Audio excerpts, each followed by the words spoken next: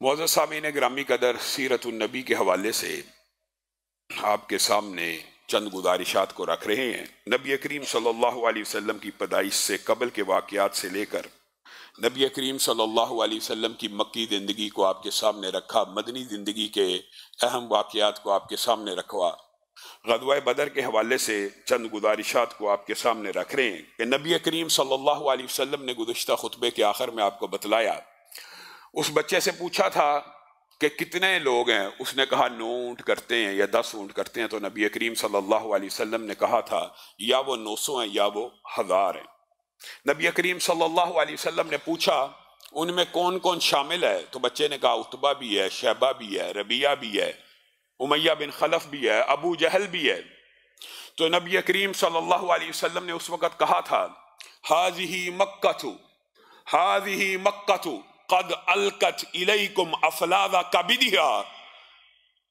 اے میرے ساتھیو، اے میرے لشکر والو، اے انصاریو، اے مہاجرو، سن لو، یہ مکہ نے اپنے جگر گوشوں کو تمہارے سامنے ڈال دیا تاکہ تم چن چن کے ان کا شکار کر سکو۔ نبی کریم صلی اللہ علیہ وسلم نے یہ جو الفاظ کہے، یہ ظاہر ہے ان کے بڑے بڑے سرداروں کے جب نام سنے تو کہا مکہ کے یہ جگر گوشے ہیں جن کو تمہارے سامنے آج پیش کر دیا گیا ہے۔ یہ نبی کریم صلی اللہ علیہ وسلم نے بدر سے پہلے جو رات گزاری اس کے احوال یہ آپ کے سامنے ہم قدر تفصیل سے رکھ رہے ہیں۔ غزوہ بدر کے حوالے سے تیسری چوتھا آج جمعہ ہے، لیکن یہ چونکہ اسلامی تاریخ کی ایک فیصلہ کن جنگ ہے اور اسلامی تاریخ کا ایک فیصلہ کن مارک ہے، اور یہ بات نہیں ہے کہ یہ سیرت کے باب میں آپ کے سامنے اگر رکھ رہے ہیں تو اللہ رب العزت نے بھی اس جنگ کے احوال کو قرآن پاک میں بالتفصیل بیان کیا، حتیٰ کہ اللہ رب العزت نے لشکروں کے مقامات کا بھی تذکرہ کیا۔ اذ انتم بالعدوۃ الدنیا وهم بالعدوۃ القصوى والركب اسفل منكم ولو تواعدتم لاختلفتم في الميعاد ولكن ليقضي الله امرا كان مفعولا ليهلك من هلك عن بينة ويحيى من حي عن بينة۔ اللہ رب العزت نے کس طرح تفصیل سے بیان کیا، اذ انتم بالعدوۃ الدنیا، جب تم اس طرف تھے جس طرف مدینہ قریب تھا، اور وہ وہم بالعدوۃ القصویٰ، اور وہ اس طرف سے جہاں سے مدینہ دور تھا، یعنی وہ مکہ کی طرف سے آئے تھے اور تم مدینہ کی طرف سے آئے تھے، والرکب اسفل منکم، اور وہ جس قافلے کے تعاقب میں نکلے تھے وہ تو نیچے سے فرار ہو چکا تھا، تم سے 3 میل دور ہے۔ اللہ تعالیٰ بھی اس مارکے کی جزیات کو بیان کر رہا ہے۔ جب اللہ رب العزت کسی چیز کی جزیات کو بیان کرتا ہے تو محدثین کا، مفسرین کا اس بات کے اوپر اتفاق ہوتا ہے کہ اس کی اہمیت کی پیش نظر گویا یہ واقعہ مسلمانوں کو پڑھنا ہے، سیکھنا ہے، سمجھنا ہے، اس سے حاصل ہونے والی عبرتوں کو، اس سے حاصل ہونے والے اسباق کو سمجھنے کی ضرورت ہے۔ اسی لیے اللہ رب العزت اس کو بالتفصیل بیان کر رہے ہیں، اور اللہ رب العزت نے ایک کتنی عجیب بات کی ہے، وَلَوْ تَوَاعَدْتُمْ لَاخْتَلَفْتُمْ فِي الْمِيعَادِ، اور اگر تم آپس میں معاہدہ کر لیتے کہ ہم نے فلاں دن جنگ کرنی ہے، آپ کے سامنے یہ سارے حالات و واقعات رکھے تھے کہ جنگ کے لیے تو نکلے نہیں تھے، قافلے کے تعاقب میں نکلے تھے، 2 قافلوں میں سے ایک قافلے کا اللہ نے وعدہ کیا تھا، اگر آپ ٹائم ٹیبل مقرر کر کے آپس میں سیٹنگ کر کے وعدہ مقرر کر کے جنگ کی تاریخ کو بھی متعین کر دیتے تو آپ میں اختلاف پڑ جاتا، آپ ایک دوسرے کے سامنے نہ آ پاتے، یعنی گویا آپ کی جنگ وعدے کے مطابق بھی نہیں تھی ہونی۔ وَلَٰكِن لِيَقْضِيَ اللَّهُ أَمْرًا كَانَ مَفْعُولًا، اللہ کو یہ منظور نہیں تھا، اللہ کو کچھ اور منظور تھا، اور اللہ چاہتا تھا اب فیصلہ ہو جائے، لِيَهْلِكَ مَنْ هَلَكَ عَنْ بَيِّنَةٍ، تاکہ حجت قائم ہو جائے، جو مر رہے ہیں، جنہوں نے کل مرنا ہے بدر میں، ان کے اوپر حجت قائم ہو جائے، حجت قائم ہونے کے بعد تلوار نکالی جائے، ان کو پتہ لگ جائے یہ حق و باطل کا مارک ہے، وَيَحْيَى مَنْ حَيَّ عَنْ بَيِّنَةٍ، اور جو کوئی زندہ رہے تم میں دلیل کے ساتھ، برہان کے ساتھ، اس دین کے ساتھ، اس روشن کتاب کے ساتھ۔ یعنی اللہ رب العزت نے ان کی ہلاکت کا اندیہ تو اسی آیت میں بھی دے دیا تھا، لِيَهْلِكَ مَنْ هَلَكَ عَنْ بَيِّنَةٍ، کل کے دن وہ ہلاک ہو جائیں گے جن کے اوپر حجت قائم ہو جائے گی، اور جو زندہ رہیں گے پھر روشن اور بین اور مضبوط دلیلوں کے ساتھ۔ جب اللہ تعالیٰ تمہاری آنکھوں کے سامنے ان کو ہلاک کر دے گا، جن کا لاؤ لشکر ہزاروں کی تعداد میں ہے، تو پھر بھی تمہیں شک رہ جائے گا رب کے اوپر، دین حق کے اوپر، محمد صلی اللہ علیہ وسلم کی رسالت کے اوپر؟ پھر پوری دنیا میں رہتی دنیا کے اندر یہ شک باقی رہ جائے گا کہ 313 نے 1000 سے بڑے لشکر کو جب شکست دے دی؟ یہ بہت بڑی دلیل ہے، یہ بہت بڑا برہان ہے، یہ بہت بڑا ثبوت ہے۔ اور جس نے اب زندہ رہنا ہے یہ امت کے لیے ہے، قیامت تک کے لیے۔ یہ امت دلائل اور براہین کے ساتھ اس رب کے اوپر ایمان بالغیب کے ساتھ زندہ رہے گی، اور اس امت کو یہ یقین ہونا چاہیے کہ ہم حق پہ ہیں، ہم حق پہ ہیں اور وہ باطل ہیں۔ اور اسی لیے اللہ رب العزت نے مومنوں کی پے در پہ مدد بھی اس جنگ سے پہلے اور اس جنگ کے بعد نازل کرنا شروع کر دی۔ اب یہ وہ رات ہے جس رات کو سعد بن معاذ نے رسول اللہ صلی اللہ علیہ وسلم کے پاس آ کے ایک تجویز پیش کی، اور رسول اللہ صلی اللہ علیہ وسلم نے اس تجویز کو قبول کیا، بلکہ آپ ان کی تجویز سے خوش بھی ہوئے۔ یہ مسلمان لشکر کے حوال ہیں۔ کیا سعد آئے اور کہنے لگے، اللہ کے رسول، ہم آپ کے لیے وہ دور ایک چوٹی پہ ایک چھپر تیار کرتے ہیں، ایک قیام گاہ تیار کرتے ہیں جہاں سے آپ مونیٹر کر سکیں گے پورے میدان جنگ کو، اور آپ کی حفاظت کے لیے ایک چاقو چوبند دستے کو وہاں پہ متعین کر دیا جائے گا۔ رسول اللہ صلی اللہ علیہ وسلم نے پوچھا، سعد تیرے دل میں یہ بات کیوں آئی؟ کہا، اللہ کے رسول، ہم لڑیں گے، ہم جنگ کریں گے، جو آپ نے حکم دیا ہم پہلے اپنے جذبات کا اظہار کر چکے ہیں، گزشتہ خطبے میں ان کے جذبات کو بھی آپ کے سامنے رکھا تھا۔ ہم آپ کے آگے پیچھے دائیں بائیں لڑیں گے، اللہ نے فتح دی تو آپ ہماری فتح کا مشاہدہ کریں گے، اور اگر خدا نخواستہ معاملہ اس سے برعکس ہوا تو آپ واپس مدینہ لوٹ جانا۔ مدینہ میں ایسے لوگ ابھی موجود ہیں جو ہم سے زیادہ آپ سے محبت کرتے ہیں، اور ان کو یہ علم نہیں ہے کہ یہاں پہ جنگ ہونی ہے۔ اگر علم ہو جاتا تو وہ یقیناً ضرور بھی ضرور آپ کے ساتھ اس جنگ میں شامل ہوتے۔ آپ کے سامنے یہ بات رکھی تھی کہ مدینہ میں جو پہلی مردم شماری رسول اللہ صلی اللہ علیہ وسلم نے کروائی تھی جنگ بدر سے قبل، مسلمانوں کی تعداد 1500 ہو چکی تھی، جنگ میں 313 شامل تھے۔ اس کا مطلب ہے کہ بنیادی طور پہ جو آپ کے سامنے حالات واقعات رکھے تھے، رسول اللہ صلی اللہ علیہ وسلم نے تیزی سے قافلے کے تعاقب میں جب روانگی کو اختیار کیا تو یہ پراپر اعلان جہاد نہیں تھا، یہ اللہ کی قسمت تھی کہ اللہ نے چننا تھا کہ جن کے دل میں شوق و رغبت زیادہ تھی اللہ تعالیٰ نے ان کو اس لشکر میں شامل کرنا تھا۔ تو سعد بن معاذ نے یہ رسول اللہ کو کہا کہ اگر خدا نخواستہ معاملہ اس سے برعکس ہوا تو آپ پھر لوٹ جائیے گا، پھر تیاری کیجئے گا اور پھر واپس آ جائیے گا۔ رسول اللہ صلی اللہ علیہ وسلم ان کے اس انداز اور ان کی اس محبت اور ان کے اس والہانہ پن اور حفاظت کے اس جذبے سے بڑا متاثر ہوئے اور آپ مسکرانا شروع ہو گئے۔ آپ نے کہا، میں تمہاری رائے کو قبول کرتا ہوں، لیکن رسول اللہ صلی اللہ علیہ وسلم جب عملی وقت آیا تو صحابہ کو کیا کہا تھا؟ اس وقت تک اپنے قدم کو نہ اٹھانا جب تک میں محمد صلی اللہ علیہ وسلم اپنے قدموں کو نہ اٹھاؤں۔ رسول اللہ صلی اللہ علیہ وسلم لیڈنگ فرام دا فرنٹ جس کو کہتے ہیں، سب سے آگے تھے لشکر میں۔ ہاں، چھپر قائم کیا تھا، ہاں، محاذ جنگ کے لیے ایک سپہ سالار کے یہ اصول ہونے چاہیے۔ یہ اسلامی شریعت کا بھی دستور ہے کہ سپہ سالار کی حفاظت، ریاست کے سربراہ کی حفاظت زیادہ ضروری ہے، اہم ہے۔ لیکن رسول اللہ صلی اللہ علیہ وسلم نے اس تجویز کو قبول کر لینے کے بعد وہاں پہ ہی اپنا قیام نہیں رکھا، بلکہ رسول اللہ صلی اللہ علیہ وسلم جب جنگ کا موقع آیا سب سے آگے تھے، اور آگے بڑھ بڑھ کے رسول اللہ صلی اللہ علیہ وسلم نے مارکے کے اندر جو کردار ادا کیا تفصیل سے آئندہ بیان کریں گے جب یہ وقت آئے گا۔ تو نبی کریم صلی اللہ علیہ وسلم نے جناب سعد کی اس تجویز سے اتفاق کر دیا، اور رسول اللہ صلی اللہ علیہ وسلم یہ رات، حضرت علی بیان کرتے ہیں کہ ہم سب اچانک سو گئے، ہمیں سمجھ نہ آئی، اور یہ اللہ تعالیٰ نے قرآن پاک میں بھی بیان کیا، اذ یغشیکم النعاس امنۃ، اور اللہ تعالیٰ نے جب تمہارے اوپر نیند کو مسلط کر دیا امنۃ منہ، تاکہ تم اطمینان سے اور سکون سے سو جاؤ، وَيُنَزِّلُ عَلَيْكُم مِّنَ السَّمَاءِ مَاءً، اور اللہ تعالیٰ نے آسمان سے بارش کو بھی نازل کیا، لِيُطَهِّرَكُم بِهِ وَيُذْهِبَ عَنكُم رِجْزَ الشَّيْطَانِ وَلِيَرْبِطَ عَلَى قُلُوبِكُمْ وَيُثَبِّتَ بِهِ الْأَقْدَامَ۔ یہ اللہ تعالیٰ نے اس آیت کے اندر اپنی 5 نعمتوں کا غزوہ بدر کی رات کو ذکر کیا۔ اللہ تعالیٰ نے اچانک تمہارے اوپر اونگ کو مسلط کیا، اور اونگ اور نیند کو مسلط کرنے سے مراد تمام عمرانیات، فلسفہ، عقل اور منطق کے لوگ یہ بات جانتے ہیں، محاورہ عربی کا بھی موجود ہے۔ نیند کب آتی ہے؟ جب انسان امن میں ہو۔ نیند کب آتی ہے؟ جب انسان امن میں ہو، جب انسان سکون میں ہو، انسان بے چین ہو، انسان خوفزدہ ہو، انسان پریشان ہو تو نیندیں اڑ جاتی ہیں۔ اور ایسے عالم میں 1000 کا لشکر سامنے بیٹھا ہو، نیند کا آنا ناممکن تھا۔ اللہ تعالیٰ نے کہا پہلی نعمت غزوہ بدر سے پہلے رات کو تمہارے اوپر نیند کو نازل کیا۔ اور پھر ایک بات رات سے پہلے یہ بھی پیش آئی کہ مسلمانوں کے اور پانی کے درمیان میں ایک ریت کا تودا، وہاں پہ آج بھی کوئی جائے نا بدر کے مقام پہ تو آپ دیکھیں گے وہاں پہ جھکڑ چلتے ہیں، وہاں پہ آندھی اور اس طرح کے بگولے، ہر وقت ادھر ریگستان کا ماحول یہ ہے۔ تو اس رات بھی ایسا معاملہ تھا اور بعض صحابہ پانی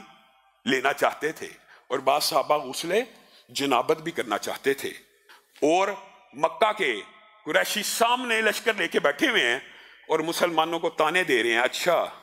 تمہارے اندر رسول اللہ موجود ہیں، معاذ اللہ، تمہارے اندر پیغمبر موجود ہیں، لیکن تمہارے پاس پانی نہیں ہے، تم نے کنووں پہ بھی قبضہ کر لیا، تم نے کنووں کو بھی گھیر لیا، تم سچے ہو، تمہارے اندر رسول اللہ موجود ہیں اور تم پانی کے لیے بےتاب ہو۔ اس ریگستان کے اندر اللہ نے کہا پھر اس رات کو میں نے آسمان سے بارش کو نازل کیا، موسلا دھار بارش تمہارے اوپر برسائی، لیطہرکم بہ،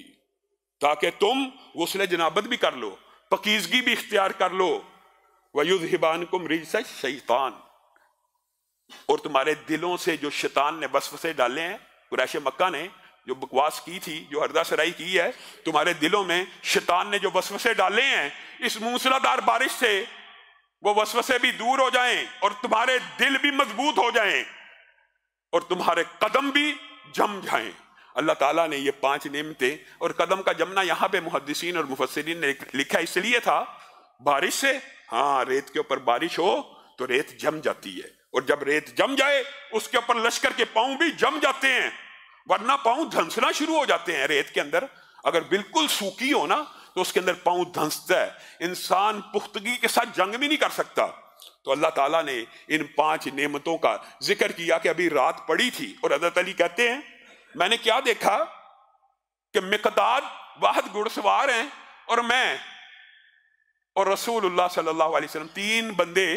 جاگ رہے ہیں، باقی پورا لشکر سو رہا ہے اطمینان سے، سکون سے، اور میں نے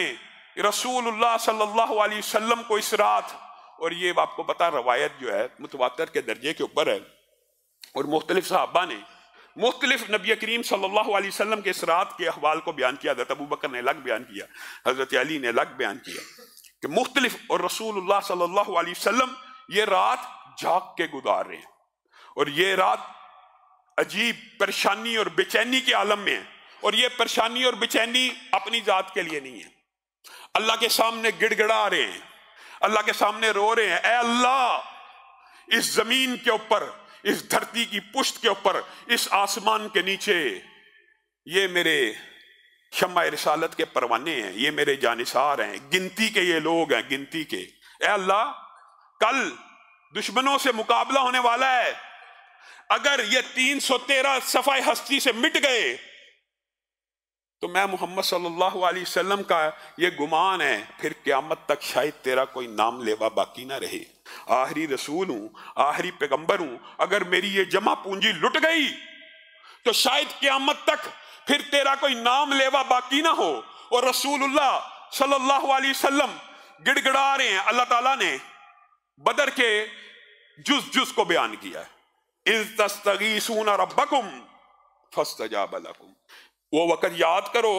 جب نبی سجدوں میں گڑ گڑا رہا تھا اور تمہارے رب نے اس کی دعاؤں کو قبول کرتے ہوئے کہا تھا اللہ آسمان سے اب محمد صلی اللہ علیہ وسلم سر اٹھائیے،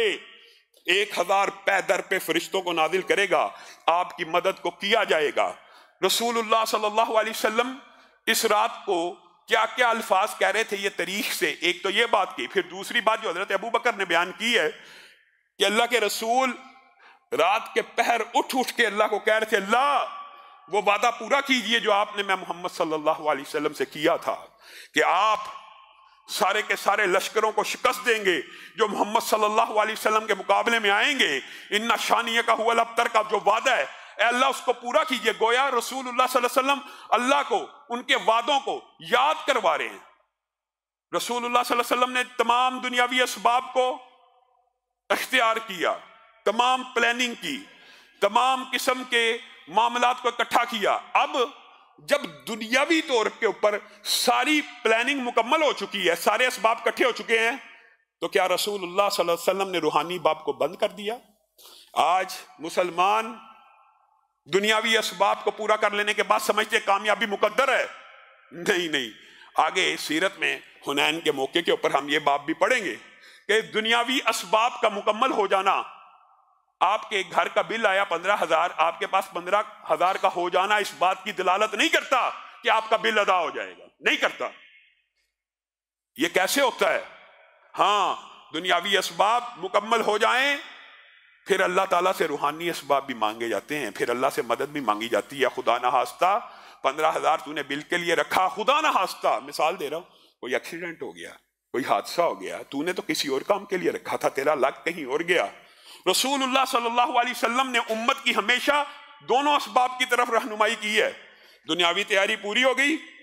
اب اللہ سے مدد مانگنی ہے۔ اور رسول جیسا اور پیغمبر جیسا انسان بار بار سجدوں میں گڑ گڑا رہا ہے، حتیٰ کہ حضرت ابو بکر سے رہا نہ گیا۔ حضرت ابو بکر کہتے ہیں کہ رسول اللہ صلی اللہ علیہ وسلم اتنی اونچی اونچی گڑ گڑا رہے تھے، آہوزاری کر رہے تھے کہ آپ کی چادر مبارک زمین پہ گر گئی۔ جب آپ کی چادر مبارک رونے سے، گڑ گڑانے سے، آہوزاری سے زمین پہ گر گئی تو میں آگے بڑھا، میں نے کہا بس کیجئے اللہ کے رسول، اللہ آپ کے ساتھ جھوٹا وعدہ نہیں کرے گا، نہ اللہ نے آج تک آپ سے جھوٹا وعدہ کیا، اللہ اپنا وعدہ پورا کرے گا۔ کیوں اپنے آپ کو اتنی آہوزاری اور گریہ زاری میں رکھتے ہیں؟ حضرت ابو بکر اس وقت بھی پریشان ہیں، اور نبی کریم صلی اللہ علیہ وسلم صبح اٹھے ہیں، اور یہ بھی نبی کریم کی حکمت عملی میں ہے۔ نبی کریم صلی اللہ علیہ وسلم نے صبح اٹھتے سار مسلمانوں کو صف بندی کرنے کا حکم دیا۔ یہ بات بھی قدر تفصیل سے آپ کے سامنے رکھوں گا۔ نبی کریم صلی اللہ علیہ وسلم نے صبح صف بندی کا حکم کیوں دیا تھا؟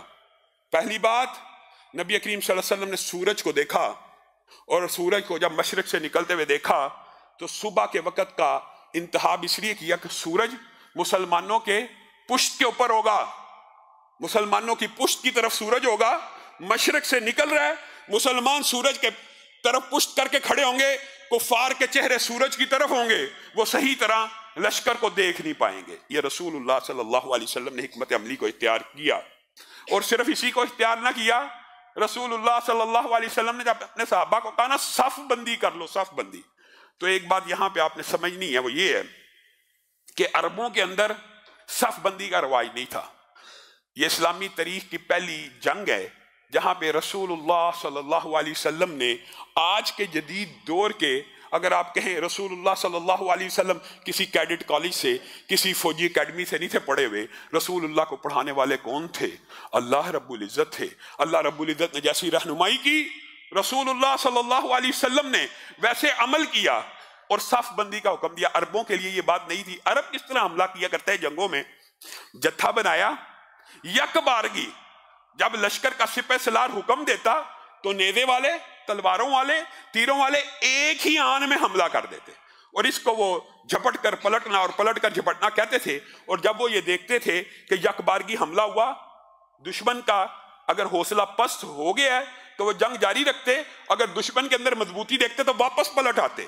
پھر اپنے جتھے کو منظم کرتے، پھر حملہ کرتے، پھر پلٹ آتے۔ یہ عرب کے ہاں جنگ کا ایک معمول کا طریقہ کار تھا۔ تو اللہ رب العزت نے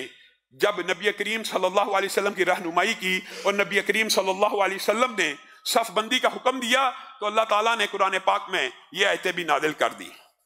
ان اللہ یحب الذین یقاتلون فی سبیلہ صفا کأنہم بنیان مرصوص۔ اللہ تعالیٰ ان لوگوں سے محبت کرتا ہے جو صفوں کو سیدھا کر کے، یعنی صفوں کو سیدھا کرنا تو نماز کا حصہ تھا، یہ جنگوں میں صفیں سیدھی ہو رہی ہیں۔ ہاں، ایسی صفیں جیسے سیسا پلائی ہوئی دیوار ہوں، اور نماز کے اندر بھی یہی صفیں مطلوب ہیں۔ صف کا مطلب ہی یہ ہے کہ پاؤں کے ساتھ پاؤں، کندھے کے ساتھ کندھا ملا ہوا جڑا ہو، سیسا پلائی دیوار ہو، درمیان میں کوئی رہنا، کوئی خلا، کوئی سوراخ نہ ہو۔ اور اسی لیے رسول اللہ صلی اللہ علیہ وسلم نمازوں میں بھی جب صفوں کو سیدھا کیا کرتے تھے وہ کہتے تھے خلاؤں کو پر کر لو، اور اسی لیے کہا کرتے تھے خلا چھوڑ دو گے تو شیطان شامل ہو جائے گا، خلا چھوڑ دو گے تو دلوں میں تفرقہ ڈل جائے گا، ایک دوسرے سے قدم پیچھے کر لو گے تو دل ٹوٹ جائیں گے۔ اور بالعموم آپ نے یہ عینی مشاہدہ کیا ہوگا، آپ کسی سے نماز میں پاؤں ملانے کی کوشش کریں، وہ پیچھے کر لے تو آپ کے دل کو ضرب لگتی ہے، آپ کے دل کو چوٹ لگتی ہے۔ یہی رسول اللہ صلی اللہ علیہ وسلم نے کہا اگر پاؤں کے ساتھ پاؤں، کندھے کے ساتھ کندھا اور صفوں کو نہیں ملاؤ گے تو دلوں کے اندر پھوٹ پیدا ہو جائے گی۔ ہاں لیکن اپنے بھائیوں کو ایک بات ضرور کہنا چاہتا ہوں، آپ نے کوشش کی پاؤں ملانے کی، ساتھ والے نمازی نے نہ ملایا تو پھر مستقل اپنی کوشش کو جاری نہ کیجیے، اس سے دلوں میں اور نفرت کدورت پیدا ہوتی ہے۔ ٹھیک ہے، آپ نے اپنا حق ادا کر دیا جو رسول اللہ صلی اللہ علیہ وسلم نے کہا کہ اللہ اور اس کے فرشتے درود بھیجتے ہیں جو بندہ صف ملانے کی کوشش کرتا ہے، آپ نے وہ کوشش پوری کر دی، آپ اللہ اور رسول کے درود کا حصہ بن گئے۔ تو یہاں پہ رسول اللہ صلی اللہ علیہ وسلم نے صفوں کو جب سیدھا کروایا تو رسول اللہ صلی اللہ علیہ وسلم نے ایک جنگی حکمت عملی بھی مرتب کی، اور آپ نے اپنے ساتھیوں کو کہا کہ سب سے آگے صف میں نیزہ لے کے جن کے پاس نیزے ہیں وہ کھڑے ہوں۔ پہلی صف رسول اللہ صلی اللہ علیہ وسلم نے غزوہ بدر میں، اور یہ عرب سے مختلف حکمت عملی تھی، عرب اس حکمت عملی سے ناآشنا تھے، رسول اللہ صلی اللہ علیہ وسلم نے کہا سب سے پہلی صف میں نیزے والے کھڑے ہو جائیں، جن کے پاس بھالے ہیں، نیزے ہیں، لمبے ہتھیار ہیں جو تلوار سے کچھ لمبے ہوتے ہیں، وہ سب سے پہلی صف میں ہوں۔ ان سے پیچھے 3 صفیں، 2 صفیں جن کے پاس تیر اور کمان ہے وہ کھڑے ہوں، اور ان کے پیچھے تلوار باز کھڑے ہوں۔ اور پھر رسول اللہ صلی اللہ علیہ وسلم نے ارشاد فرمایا، یہ رسول اللہ کی حدیثیں ہیں جن کو آج کیڈٹ کالج میں اور فوجی اکیڈمیوں میں پوری دنیا میں پڑھایا جاتا ہے۔ رسول اللہ صلی اللہ علیہ وسلم نے تیر اندازوں کو مخاطب ہو کے کہا تیر اس وقت تک نہیں چلانا جب تک تمہاری رینج میں، جب تک تمہارے تیر کے سامنے دشمن یا مخالف لشکر کا کوئی شخص نہ آ جائے۔ مراد یہ کیا ہے کہ ابھی جنگ شروع ہوئی ہے، تم تیر پہلے برسا رہے ہو، تیر ان کے لشکروں تک نہیں پہنچ رہے۔ رسول اللہ صلی اللہ علیہ وسلم نے غزوہ بدر میں 3 مرتبہ یہ ارشاد فرمایا مختلف مقامات پہ، اپنے تیروں کی بچت کرو، اپنے تیروں کو بچا کے رکھو، اپنے تیروں کو بچا کے رکھو۔ اور تلوار بازوں کو یہ کہا کہ جب تیر اندازوں کے تیر ختم ہو جائیں گے تو وہ پیچھے آئیں گے، اور جب تمہارے سر کے اوپر دشمن پہنچ جائے اس وقت تم نے تلواروں کو بے نیام کرنا ہے، اور اتنی دیر میں تیر والے بھی اپنے تیر اور کمانوں کو پھینک کے اپنی تلواروں کو نکال لیں گے۔ گویا رسول اللہ صلی اللہ علیہ وسلم نے لشکر کو 3 حصوں میں تقسیم کیا تھا۔ پہلی صفوں میں وہ نیزے اور بھالے تھے کہ جس کو رسول اللہ صلی اللہ علیہ وسلم نے کہا تھا ان کے گھڑ سوار، اونٹ یا سوار جب آئیں گے تم نے نیزوں اور بھالوں سے ان کا استقبال کرنا ہے، اور تیر اندازوں کو یہ کہا تھا تم نے تیروں کو پھینکنا ہے جب وہ لشکر تمہاری دسترس میں آ جائے، تمہاری رینج میں آ جائے، اور جب بالکل نیزے اور بھالے والوں کے پاس پہنچ جائیں تو یہ تیر انداز پیچھے ہٹ جائیں اور تلوار باز آگے پہنچ جائیں، اور تیر انداز اتنی دیر میں اپنی تلواروں کو نکال لیں گے، اور پھر مسلمان لشکر آپس میں جنگ کرے گا۔ یہاں پہ رسول اللہ صلی اللہ علیہ وسلم کی زندگی کی اور سیرت کا وہ مشہور واقعہ بھی پیش آتا ہے کہ جب آپ صفوں کو سیدھا کر رہے ہیں تو کیا کہا استو یا سواد بن غزیہ، یہ جو مشہور واقعہ اسی جنگ کا ہے، صف سیدھی کر رہے ہیں، سواد کا پیٹ باہر نکلا ہوا ہے، صف سے کچھ آگے ہیں، یا سواد، اے سواد سیدھے ہو جائیے، اور پیٹ کے اوپر رسول اللہ صلی اللہ علیہ وسلم نے ہلکی سی ٹھوکر کو لگایا، سواد پیچھے ہٹ گئے، کہا اللہ کے رسول مجھے تکلیف پہنچی ہے۔ جنگ کا میدان ہے، سپہ سالار اپنے سپاہیوں کی صفوں کو سیدھا کر رہا ہے، ایک سپاہی صف سے باہر ہے، سواد بن غزیہ، رسول اللہ صلی اللہ علیہ وسلم نے اس کو ٹھوکر لگائی ہے، پیچھے ہو جاؤ، سیدھا تربیت کے انداز میں اس نے اسی جگہ کھڑے ہو کے کہا اے اللہ کے رسول مجھے تکلیف پہنچ گئی ہے۔ سواد کیا تکلیف پہنچی ہے؟ میں آپ سے بدلہ لینا چاہتا ہوں، محمد صلی اللہ علیہ وسلم سے بدلہ لینا چاہتے ہو، لے لو، کیا چاہتے ہو؟ اللہ کے رسول پیٹ ننگا تھا، آپ نے ٹھوکر لگائی، قمیض اٹھائیے، میں بھی بدلہ لوں گا۔ زمین سہمی پڑی ہے، آسمان ساکت ہے، بے چارہ، صحابہ کی آنکھوں میں پانی جھلملا رہا ہے، وہ جانتے ہیں یہ رسول اور پیغمبر ناانصافی نہیں کرنے والا۔ رسول اللہ صلی اللہ علیہ وسلم نے اپنی قمیض کو اٹھایا، کہا سواد بدلہ لے، اس جنگ سے پہلے پہلے پتہ نہیں کیا واقعہ ہو جائے، میں محمد صلی اللہ علیہ وسلم اپنے آپ کو پیش کرتا مجھ سے بدلہ لے۔ سواد آپ کے جسم کی طرف لپکے، آپ کے پیٹ کے اوپر بوسے دینا شروع کر دیے۔ رسول اللہ صلی اللہ علیہ وسلم مسکرا رہے، اے سواد یہ تم نے کیا حرکت کی ہے؟ پہلے کہتا ہے بدلہ لوں گا، اب پیٹ کے اوپر چمٹ گیا ہے اور بوسے لے رہا۔ کہا اللہ کے رسول کیا آپ سمجھتے ہیں ہم آپ سے بدلہ لیں گے؟ میں تو یہ چاہتا تھا، پتہ نہیں چند منٹوں کے بعد اس دنیا میں زندہ رہوں گا کہ نہیں رہوں گا۔ میں چاہتا ہوں اللہ کے پاس پیش ہوں تو رب کو کہوں اس بدن کو چومتے ہوئے آیا ہوں کہ جس کے صرف چہرے کو دیکھنے سے آپ نے جہنم کی آگ کو حرام کر دیا۔ سواد کی یہ جذباتی اور والہانہ تقریر سن کے صحابہ ایک عجیب جذبات کی کفیت کا شکار ہو گئے، اور یہاں پہ اللہ رب العزت نے نبی کریم صلی اللہ علیہ وسلم کو کہا یا ایھا النبی حرض المؤمنین علی القتال، اے اللہ کے رسول اب مومنوں کو قتال پہ ابھاریے۔ آج معاشرہ کیا ہے؟ آج قتال اور جہاد کا نام لینا جرم ہے۔ یہاں پہ اللہ کس کو حکم دے رہا ہے؟ نبی کو، اے نبی اٹھئے، کھڑے ہوئیے، اب مارکا حق و باطل بپا ہونے والا ہے، ان مومنوں کو قتال کے اوپر جہاد کے اوپر ابھاریے۔ انشاءاللہ یہاں سے اگلے آئندہ آنے والے خطبے میں اپنی گزارشات کو آپ کے سامنے رکھیں گے۔ اللہ رب العزت جو کہا گیا جو سنا گیا اس کو سمجھنے کی توفیق عنایت